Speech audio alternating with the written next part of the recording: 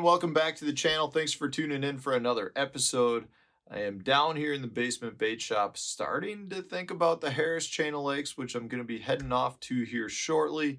I'm just going through baits, getting stuff rigged up. You know, the Harris Chain of Lakes is a body of water that I really like. I've been there, I think, 5 times now. It's located just north of Orlando, Florida. It's known for having a lot of grass, but from what I understand this year, the grass is kind of hit or miss depending on what lake you decide to fish in the chain.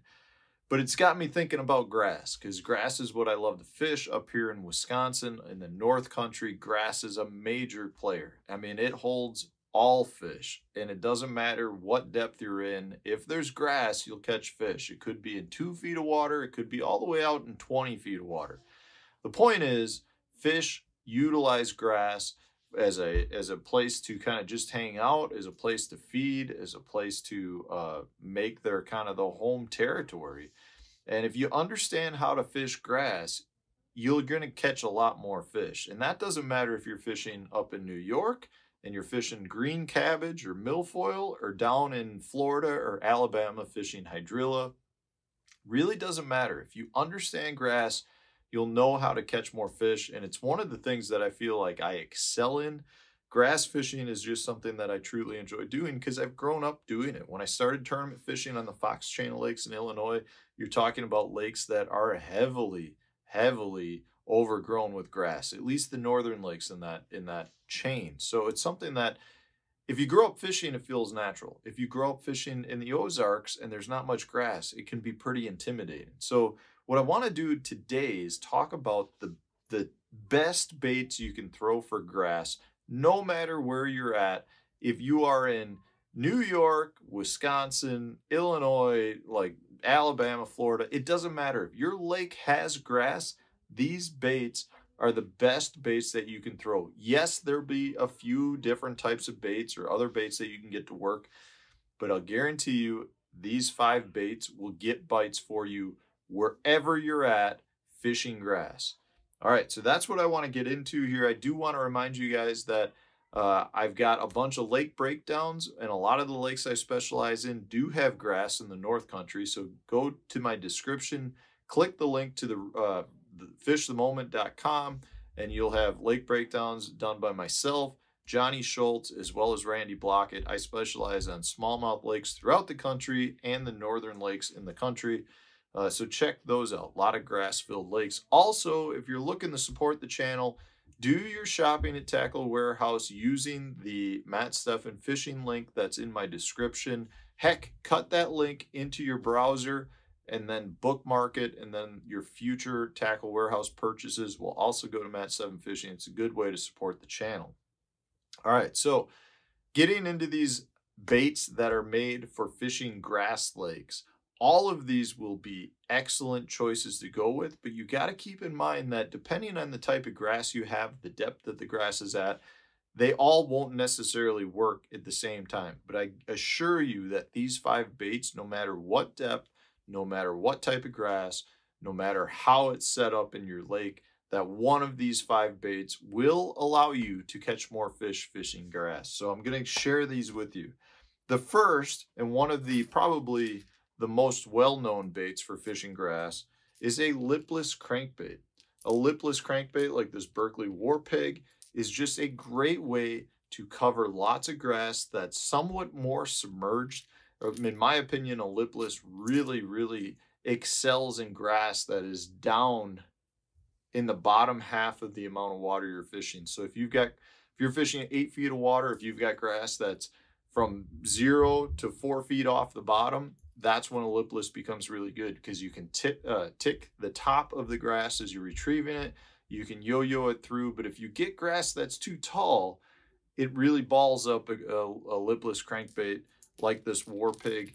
So it may not be your best choice. But if you've got new grass, one of the reasons why a lipless crankbait is such a good choice in the early spring months is because you have new grass growth that's only a foot, maybe 2 feet off the bottom. That's when a lipless really shines. You can rip this across the top and it just generates a lot of strikes. So a lipless is one of the first baits I always go to early in the season if you're fishing a grass lake, because of the fact that it really works well in the shorter grass that's a little bit more sparser.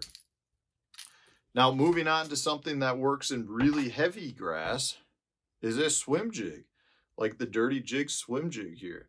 This is one of my absolute go-tos. I've got the Berkeley Boss Scrub on the back. This is one of those baits that if you have grass that's grown up basically to the surface, you can swim a swim jig down into the grass and through the stalks down amongst it, where you wouldn't get other baits like Lipless Crankbait. So if you've got grass that's either a little bit more sparser but taller, or you got grass that may be emergent grass like your buggy whips or your cattails, that's when a bait like your swim jig's really going to excel. But it's just one of the most weedless baits that you can fish anywhere when you're dealing with grass, especially if you're in heavily pressured grass. A swim jig can be a really good bait too. So I've always, no matter where I'm at, I've always got a swim jig tied on if I'm fishing around grass. It's one of my favorite baits. You guys know that. But it really comes down to the fact that I grew up in the North Country where most of the lakes have grass, and therefore a swim jig is a bait I've had tied on and I've had a ton of experience with. Next up, you've got your spinner baits. Now again, a spinner bait is one of those baits that will excel in grass if you've got a little bit more sparser grass or a little deeper grass or a hard edge of grass. So if you've got a hard edge where you can throw a spinnerbait right along that edge, works great. If you've got sparser grass that you can swim the spinnerbait through, works great. If you've got deeper grass and you want to put a heavier spinnerbait on, you want to tick the tops of the grass as you bring it in through deeper water, it works great. But if you've got thick grass and it doesn't allow you to swim the spinnerbait through it clean, it's going to get balled up and it won't necessarily work as well. But if I can get a spinnerbait through the grass that I'm fishing, it's going to be one of those baits that's really tough to beat. It's just something that you need to have good, crisp, green grass that's a little sparser, a little deeper to make it work as well. But, you know, a War Eagle spinnerbait like this is a phenomenal spinnerbait to use. It's one of my favorites. I mean, I've got really a couple of spinnerbaits that I use, and that's one that I always refer back to. Next up is probably one of the most popular right now. It's a vibrating jig like the jackhammer here.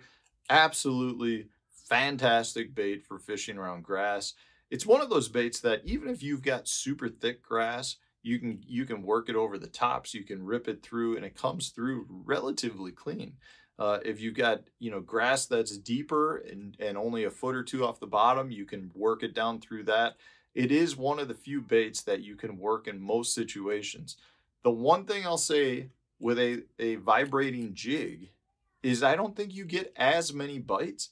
The quality of bite is better, but it's also a bait that we're starting to see a lot of fish get accustomed to. And I think the luster of it might be wearing off a little. It may not be getting as many bites as it did 2-3 years ago. It's just one of those baits that, as much as I love it because it generates really good bites, I'm starting to think that a lot of fish are getting accustomed to it. So we're going to either want to see different types of vibrating jigs or maybe move away from the vibrating jig. It's something I feel like is starting to happen. May not be this year, may not be next year, maybe 2 or 3 years from now, but there's so many chatterbaits and vibrating jigs getting thrown that the fish, in my opinion, are starting to get accustomed to it. But it truly is one of the best baits that you can throw for fishing around grass. The last bait is a swimming worm, like this Zoom speed worm or Magnum speed worm, whichever size you want to throw. The point here is you rig this up on a Fusion 19 worm hook or the extra wide gap hook with a 1/4 to a 1/2 ounce, tungsten bullet weight.